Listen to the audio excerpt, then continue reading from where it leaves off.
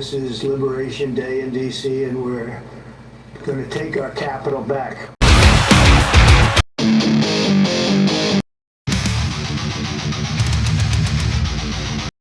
There's something awfully screwy going on around here.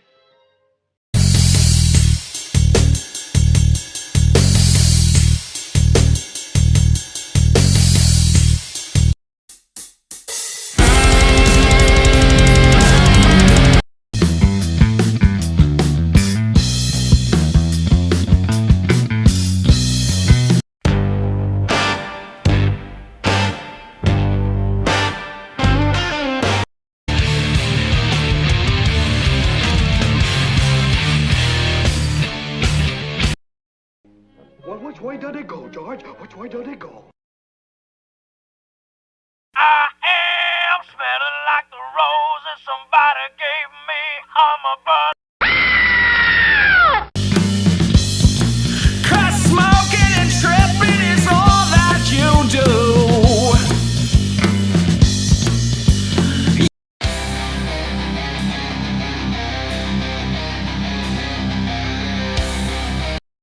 Removing, quote, vagrant individuals from our streets and redirects federal funds towards programs that tackle substance abuse. This order is seeking to shift federal grant funding to states and cities that enforce prohibitions on urban camping, enforce prohibitions on drug use, and adopt policies allowing people with serious mental illnesses or substance abuse disorders to be forced into treatment. The governor responding to Trump's new executive order, saying it is more focused on creating distracting headlines than producing a positive impact. About D.C. streets 24 hours a day, 7 days a week, as ordered by the president.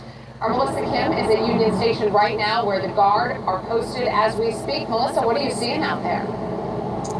Yeah, hey there, Simone. Well, you can see those members of the National Guard that you mentioned in uniform right behind me outside Union Station here with their Humvees. They've been walking around and patrolling. I also saw some U.S. Capitol Police officers patrolling this area as well, which is pretty typical, by the way. But earlier today, I spoke to Natalie Eldridge, who lives near 14th and W Streets in Northwest. That's where a controversial traffic checkpoint took place last night. One person was taken away by police, but we do not know why just yet. And Natalie says it was a typical Wednesday night until she heard loud voices outside of her window. When she went to check things out, she said she saw approximately a dozen officers conducting that traffic checkpoint on 14th Street. She also saw close to 100 of her neighbors lining the sidewalks, chanting at the officers, as you can hear, to get off of their streets. Natalie describing the situation as tense and says this isn't the solution to combating crime.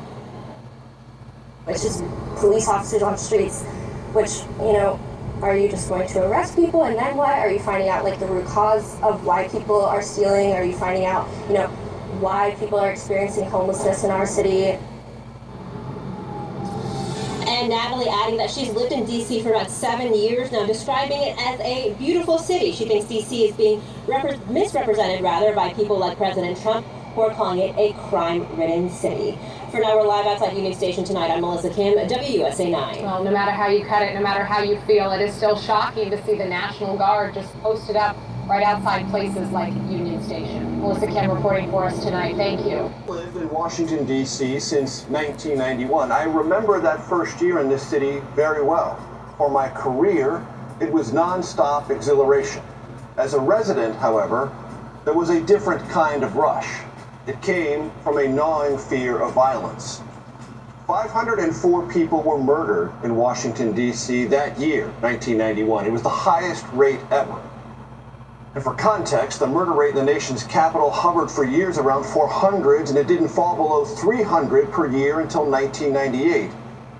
The number of murders in D.C. in 2024, according to statistics cited by the Trump White House this week, was 186. To review, my first year in D.C. in 1991, 504 murders. Last year, 186. And we are now led to believe, in President Trump's words, that crime in D.C. right now is worse than it's ever been. When I moved to D.C. in 1991, there were straight-up no-go zones, places where cabs, remember, this was before Uber and Lyft, simply would not travel, not at any price. The city existed in a kind of numb terror. It functioned People shopped, went to work, played in parks, but uneasily. Fast forward to last year. When the show was still America Decides, I was absent for 5 weeks. I served for 5 weeks on a D.C. criminal grand jury, reviewed evidence and cases for possible prosecution. Victims sat feet away from me in that grand jury room, trembling in fear for what they had been through: robberies, muggings, carjackings, shootings, and worse. I stared into the haunted eyes of crime victims in this city. Statistics about crime trajectories, up or down, are meaningless to an individual victim. The victim shudders over what happened to them, not whether that crime is on an up or down annual arrow. But statistics are important to a society, to a government seeking proportionality and assessing priorities, where to focus, what to do, for how long, and how do you measure success? How do you improve safety and preserve a sense of being? Here's a question.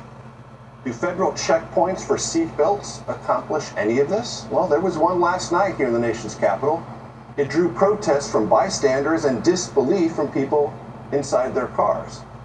Crime happens in Washington, but as the stats the White House posted this week clearly show, homicides in this city are down 30% from 2023. So by definition, things here cannot be worse than they've ever been. Capital, the Justice Department is now investigating whether police in Washington manipulated data to make crime rates appear lower. That's according to 2 senior law enforcement officials who spoke to NBC News. In May, a commander at the Metropolitan Police Department was suspended amid allegations he altered that data. He denies those claims. President Trump referenced the investigation in a Truth Social post earlier this week, saying, quote, D.C. gave fake crime numbers in order to create a false illusion of safety, adding they are under serious investigation. NBC News legal affairs reporter Gary Grumbach joins us now from Washington. So, Gary, the president claimed D.C. was the most unsafe city in the U.S. and perhaps the world before he deployed the National Guard there. The city's mayor pointed to these statistics, which suggested crime in the capital was already at a 30-year low.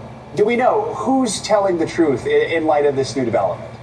Well, first off, D.C. is not the most unsafe city in the U.S. If you look at the FBI crime data, Toledo, Cleveland, Memphis, and Little Rock all have more crime per capita than D.C. But D.C., of course, is a major American city, and of course, there is crime, and it has been going down over the past several years. Now, this crime data incident was first reported by our friends here at NBC Washington, and it involves a police district commander. There's 7 police districts across the city. One of the commanders in one of those districts is being accused of manipulating crime within that district. So this is not an across-the-board kind of thing. It's a very specified, specific incident. He was placed on paid leave, and there was an internal investigation happening at MPD before this DOJ investigation was announced. Well, let's talk about what we know about who's running this investigation. What are they going to be looking at? Could this lead to any charges? So this is being run out of the U.S. Attorney's Office here in D.C., who was run by former Fox News host Jeanine Pirro, a friend of President Trump's. This is going to be a more wide-ranging investigation. I think it's going to look at a lot of the individuals that are at top of Metropolitan Police Department, including Chief Pamela Smith, and to see what the data looks like across the board, even though this incident was very specific and targeted. It's going to have an opportunity to look all across the board, and there's no specified charges that are apparent yet.